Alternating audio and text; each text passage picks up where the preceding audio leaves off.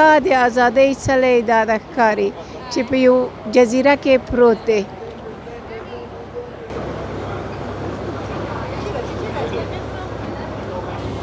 دلته نورې بیړۍ هم روانې دي. دغه بیړۍ چې مخامخ ګورې ده هغه سیلانیان دي چې د دې جزیرې نه دیدن کړی او بیرته د نیویارک ښار ته ځي.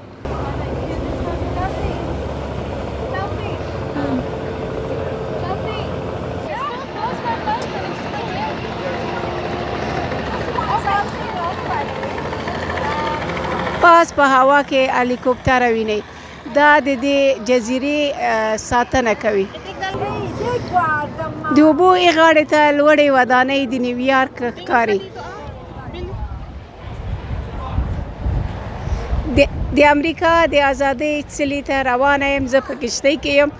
نورې خبرې به له غزې نه وکړم او تاسو ته به یو څه وړاندې کړم.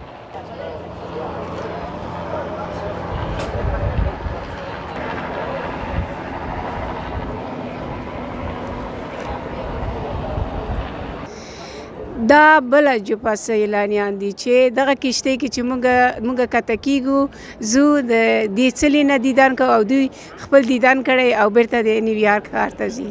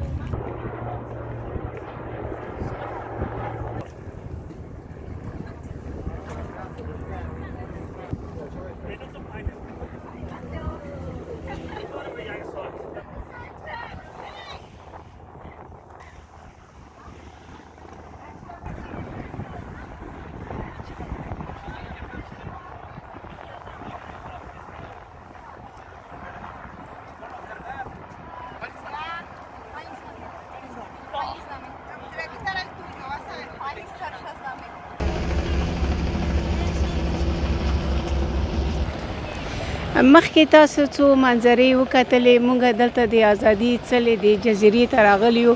دا د مخامخ د ازادۍ د امریکا د ازادۍ څلی دا نشان دا کس چې ولاړ دی یو دانه مشال په لاس کې نیولی بل لاس کې کتاب دی.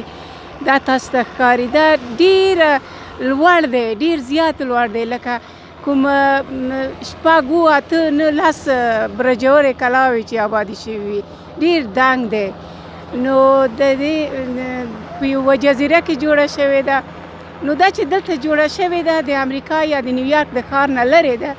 شاید دې ته به م سوچ کړی وي. دلته د ورځې په سلګونه خلک راځي ټکټ کوي. لکه هغه سړی چې د باندې سفر کوي هلته تلاشي کېږي لکه ایرپورټ غوندې دی طیارې میدان غوندې.